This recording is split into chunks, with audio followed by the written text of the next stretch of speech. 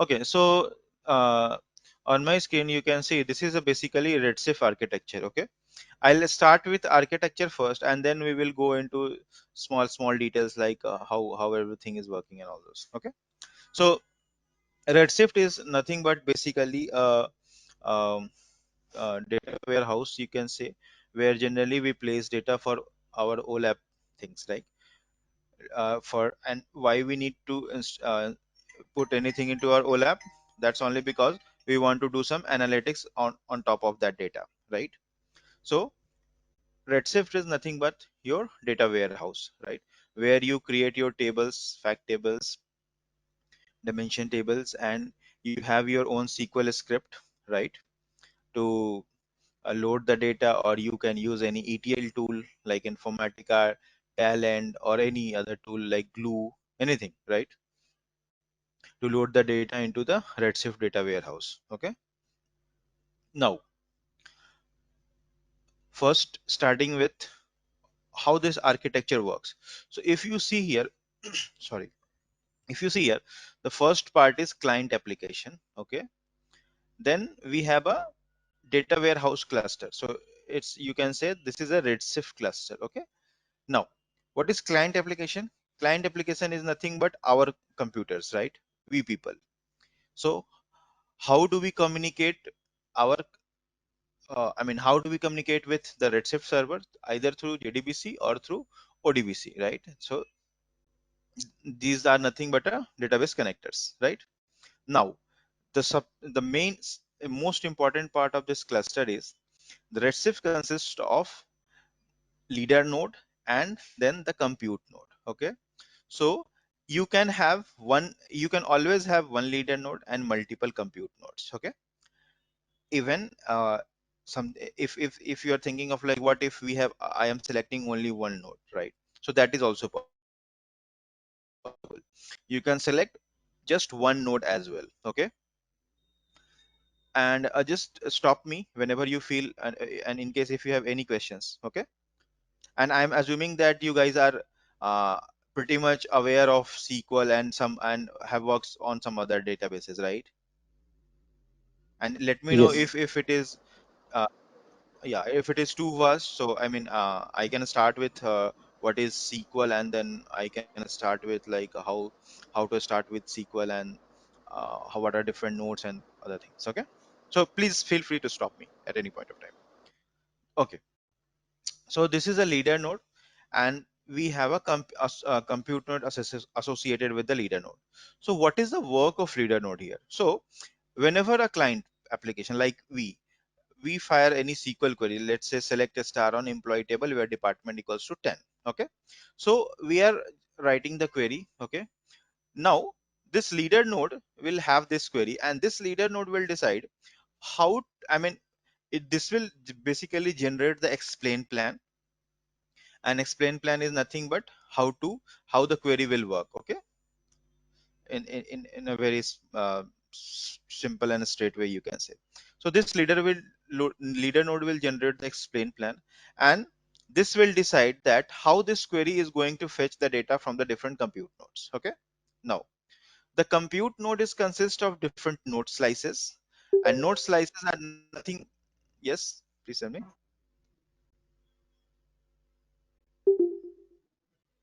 Any questions? Okay, I'll take it as a no. Okay, so compute node has different node slices, and node slices consist of different memory and RAM.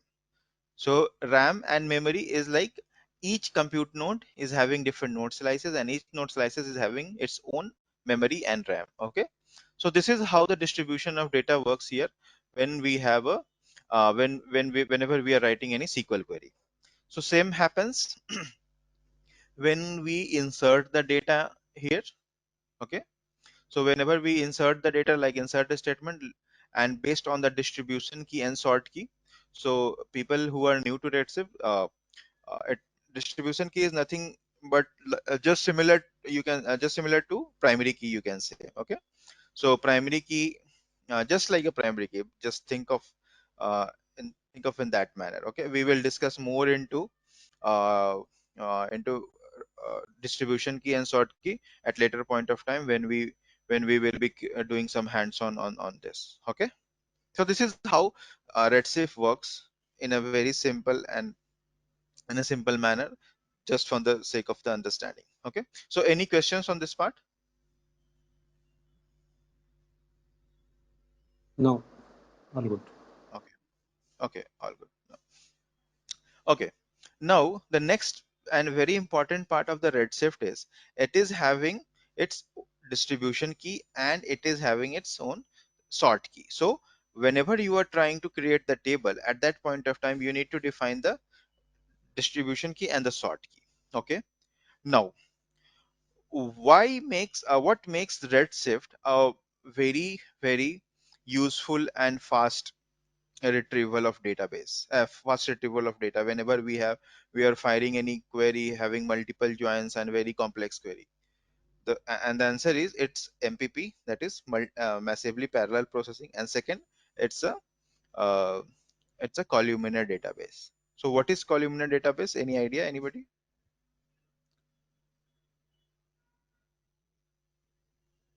Okay, No, so let no me idea. explain. Okay, no worries, that's fine. So columnar database is nothing but you can think of like when let's say you have an employee table and there are three columns like what employee ID, name, and salary. Okay, now ID generally is an integer column, then name is generally a varchar column, right? And then we have salary. So salary is also any questions? Okay, so salary is also a integer column, right? Maybe it can be a float column, right? Because sometimes you are getting your salary in some passes, right? Some say 10,000, 50 passes, something like that.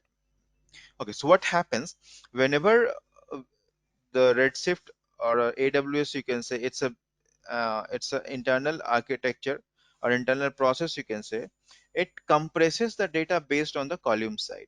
But our standard databases like SQL Server, Oracle, they have a they compress the data based on the row wise, right? That's why they have indexings. So one row has its own index, right? But here indexing is not there. Here we are having a columnar database. So what does that mean? It means your one column will be compressed in at a time, right? So if you are compressing, say if you are searching for say where employee ID equals to 10, so it won't scan the complete row. It will only go into the employee ID column and it will scan for ID number 10, right? So that is why it is very fast as compared to our relational databases, say Oracle or SQL Server or DB2. Okay, so these are the two main things which is having the uh, uh, which is playing major role uh, while deciding your AWS Redshift as a data warehouse. Okay, any questions on this? Okay, I'll take it as a no. So, Now, so here yeah. employee ID, do we need to determine as some kind of the key? How, I mean, Redshift will identify, okay, employee ID is the key to Mhm. verify in the table. I didn't get your question. So see, can you please elaborate more how Yeah, you yeah. want to define? Mhm, See, I mean, my question is, mhm, suppose let's say mhm, we have a table contains the five columns, okay? Okay. mhm, So out of mhm. five columns, okay, you mentioned that it will be just storing the employee ID. Through employee ID, it will get the remaining columns, right? Such process will happen based upon the employee ID. Okay, okay, got it. So when I say columnar database, so I mean let it be any number of columns in your table. So if even if you have 20 columns in your table, the data will be compressed on all the 20 columns separately. Okay, Okay, okay, okay. it will just for the sake of example I said employee ID, but ideally your data will be compressed in a columnar fashion, and even if it is 20 columns, all the columns will be compressed separately. Just think of from the internal perspective. So this is the basic purpose of creating a columnar database. Okay. So how are columns related? So like for example, you have 5 columns.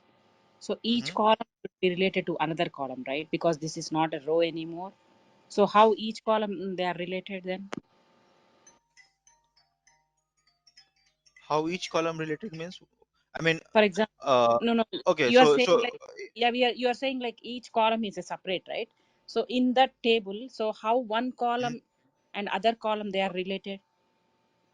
okay, see, whenever the data is distributed, it is distributed over the nodes. Okay, so nodes are having their own physical address. Okay, so whenever the data is distributed and inserted into different columns, they have got their own addresses, physical addresses, which we do not have to bother about. Okay, so you are saying Okay, that employee ID say 1 and name is say Ankit, and say salary is say 1000, and yeah, employee ID 2 say name is say anything ABC and salary is say 5000. So how one is associated with Ankit and salary correct. 1000, right? Yes, Got it. yes. Yeah, so you don't have to bother about that.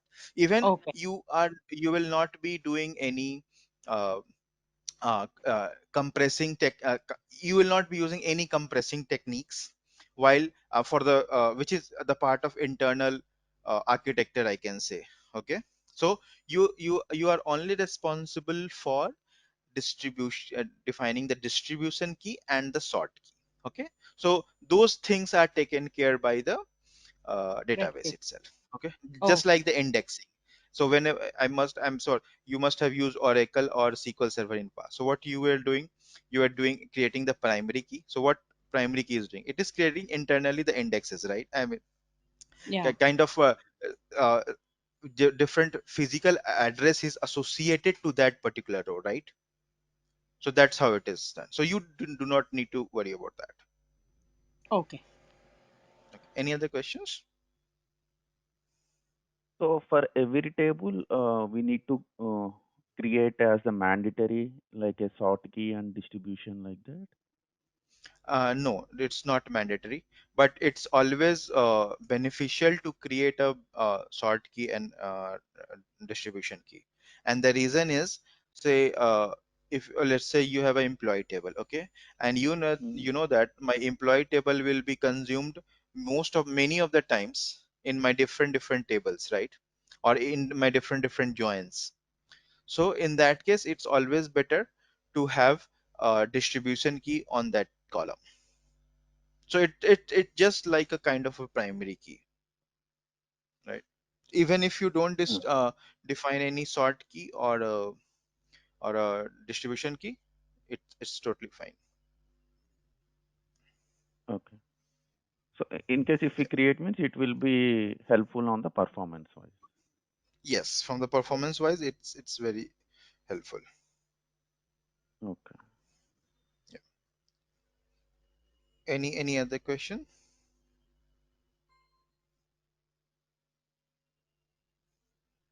Sir, how much it will cost if for this course, sir, if we use Redshift and the training which you are giving, if you implement on our AWS, how much it might cost for 1 month, sir? I'll make sure it's totally free. I mean, just you need to follow my instructions. So I think $300 is credited on the day which we, I mean, for the first year it's totally free, but whenever we are creating any Redshift cluster, it's they are crediting $300. So I'll make sure it won't charge anything, and I mean, if you follow my instructions. The only Thanks, thing sir. is Thank that we used to keep it very smartly.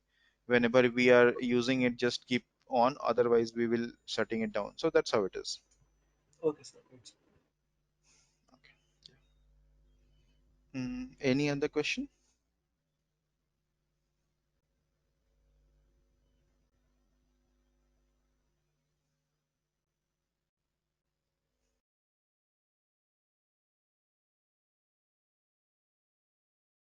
Hi, hello.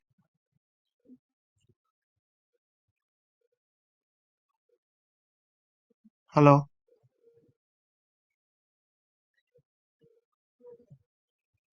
I think we lost organizer or instructor. Am I audible? Yes, we are able to hear I'm you, good but with introduction. yeah, Yeah, Ankit, this is Manjunath.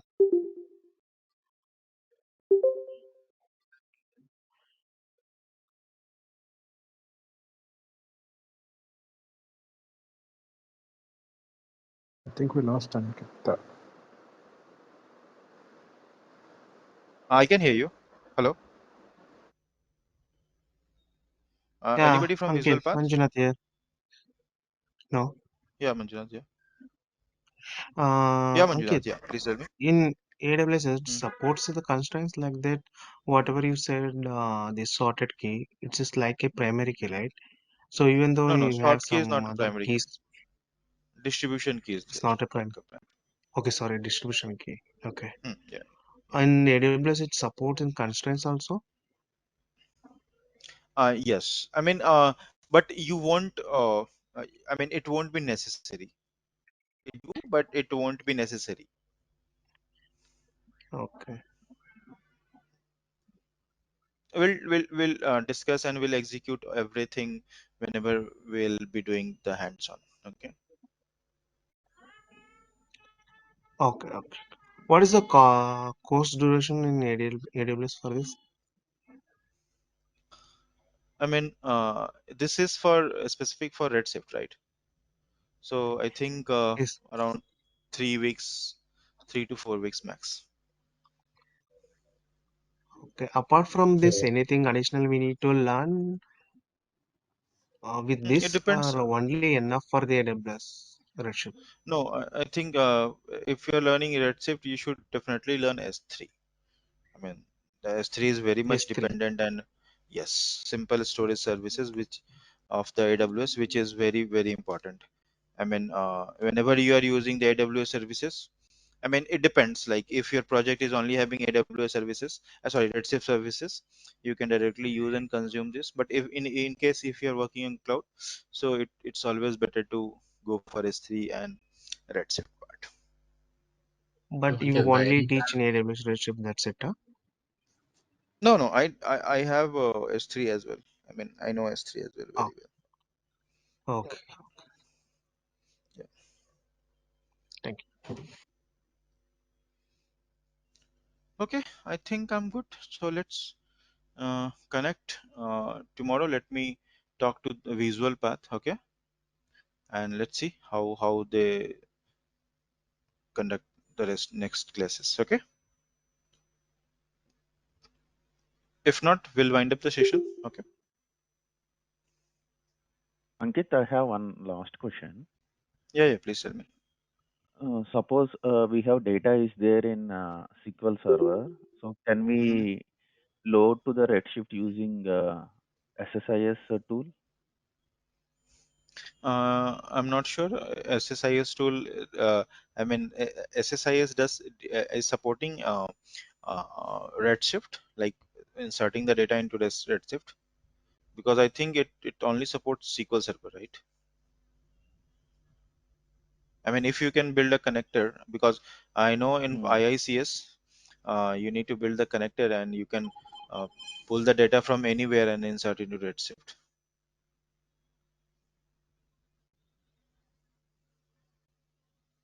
Okay. So other than SSIS, what would be the option in case to do? We can Again, do through IICS, Informatica Intelligent Cloud Services. Glue. IICS We can is do that through Glue. yes. Glue is the I mean AWS tool only, so definitely you can do that. But you'll have to Okay. use that within AWS infrastructure. Yeah. Ankit, Rakesh here. Actually, I'm working as a SQL Server database administrator. Hello. Sorry. Yeah, yeah. I'm Please tell working me. as a SQL Server database administrator. Okay, okay. Yeah, yeah. Okay, I'm looking to upgrade my skills on AWS as well. So that's why I'm looking for Redshift database administration. Mhm. Okay. So will it be helpful for my career? Only Yes, AWS yes. Redshift. Only Redshift. If I do, I need to have an is Redshift having any dependencies, or do I need to learn or go with DevOps or AWS solution architect uh, like that? Okay. Okay. So to be very frank, Rakesh, on that part, I mean, f- if you want my suggestion, I would definitely say learn complete like as you said solution architect part, so that is much more beneficial because uh, there is a very minimal DBA activity required in Redshift because scaling up, scaling down, increasing the compute, these all things are being taken care by the AWS itself. Okay, so if you're Okay, learning just Redshift, so it's always better to go for either S3 with Redshift, okay, okay, so that you will have that combination because here the S3 works as a data lake. Okay, if you have heard this word data lake, where you can put hmm, I mean store any kind of data like uh, relational, non-relational, videos, text, anything. Okay, okay, so it's okay, always good to have S3 and Redshift. If you are using Redshift, that is also fine because many of the projects are dependent on Redshift only because they are creating their data warehouse on Redshift. So they have their own source of data and they are connecting through Informatica like different sources and then inserting the data into the Redshift. So it's always okay. beneficial to learn, but yeah, it's good Okay. to So go for like a when solution architect. okay, just I'm a bit worried that if I go for other topics like S3 and maybe EC2 and all the topics related to AWS, then my resume will change as an AWS admin, right? Still, I remain as an DBA, or will my resume convert into AWS admin? I'm a bit I'm having confusion in that area. I think if you change your resume, I mean, if you learn these things, yeah, I mean, it will be mostly for kind of AWS role only. I mean, DBA part, I think DBA Okay. part is mostly taken care by the AWS. I mean, it depends on the job you are doing, right? So if your job asks Okay. you to Mhm. do some solution architect kind of a thing, so it will be different, right? Okay, so actually my project, they are shifting to AWS and they are having Redshift, Athena, Aurora databases. So, Okay. um, and I'm not getting the concept, only these concepts in the market, especially Redshift, specifically Aurora, specifically Athena. So everyone is saying that it's easy to, you have to learn S3, you have to learn, yeah, with all the concepts, you have to learn these database concepts, they're saying. Right. So, a bit confused whether No, I see, remain as a DBA or I have to move to AWS architect or AWS engineer. market is very good into cloud side now, so it's always good to learn new things, and cloud is a booming tech. So Mm-hmm. I mean, you can always think Okay. of doing it together because you have already worked on DBA part, right? So you can Yes, anytime SQL. work, yeah, anytime you can work on that. So it won't be a big deal. Okay. Yeah. Okay. So this course will cover only Redshift, right? Yes, this is designed for Uh, Redshift. yeah. Okay. If you Okay. want, you can So talk to it will be Visualpath. I can give you S3 training as well, S3 and Redshift both. But okay. as Okay. of now, what I have been informed is like we have to go for Redshift only. Yeah. Yes. Yes. Yes. I got the course content. That is within. Uh, uh, I have the course content. Okay. So Yeah. you Fine. want I'll connect with Visual Path. if you want to learn S3, you can connect. Otherwise, I mean, whatever there is in the content, course content, we will all be, I mean, doing the hands-on and practice on that part for sure. Okay. Fine. Thank you. So,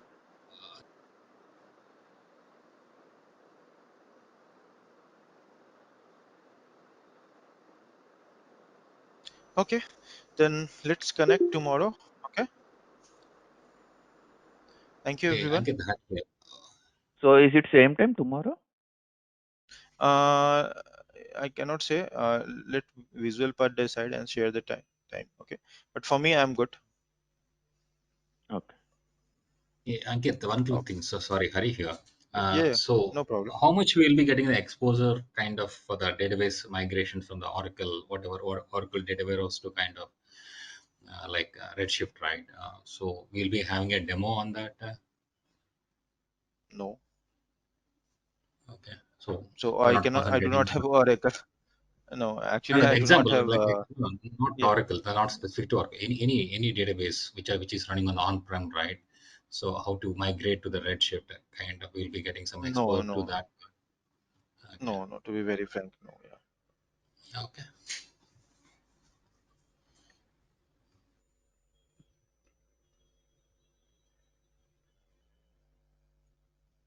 Any other So questions? is Postgres is mandate for this? We need to answer. Postgres is mandate for this Redshift, or it's not Yes. required? Yes. Redshift is based on Postgres only. Okay, we need to understand at least the SQL, right? Postgres Yes. command. Yes. Yes. I mean, if you are learning SQL and PostgreSQL will more precisely, it will be great. So you will be covering that part also, part of this course, Ankit, the Yes. SQL. Yes. SQL, the very basic part which we need to, uh, I mean, which we need to learn and create the things on and do some hands-on on Redshift. So that much. I will not go into advanced SQL and all those, Okay. but yeah, Mhm. yeah, overview I'll be giving. So it's a kind of three Hi. weeks course. Sorry, No, it's a daily. It's a kind of 3 week course you mentioned, right? Daily, how many hours you're planning? Like 2 hours, couple of hours? 1 hour, no 1 hours, Oh, only 1 hour. 1 hour. Okay, then. Thank you. Yeah. Ankit, this is Maruti. What Yeah. type of a migration will you be teaching us then from database to database in order to migrate SQL or what sample database we'll be using, like Oracle database or SQL or MySQL or what? Because migrations are very important, right? From last 20 years, we don't have cloud. Now the cloud has come. So migration will be a major part of the DBA team actually, DBA's duties actually nowadays. So how will you give us the knowledge regarding migration of other database to AWS RedShift? So Maruti, to be very frank, the course content I haven't seen any migration part. Is it there or I missed something? Do we Regardless of have the migration in course, the course? if you can show us a kind of sample, right? Any test, the sample DB, that will be helpful. Okay. So mainly See, everyone is kind of I can help. good. Yeah, I can help you with S3 migrations, like how you can store the data in S3 and then from S3 to Redshift. But to be very precise, I need to work on to create the contents of database migration, like from SQL Server to Redshift. So let me talk to Visualpath on that part. Okay. If you Okay, can thanks a kind of lot. If give a demo, that will everything be is, helpful. everyone is, yeah, Yeah, definitely. I mean, yeah. if Most of everything, the everyone wants, teammates, most of the members will be interested in that, yeah, area. Yeah. sure. Let me talk to that. Won't be a problem. Okay. Let's talk tomorrow then. Thank you, everyone. Have a good day. Thanks, Ankit. Thank you. Thank you.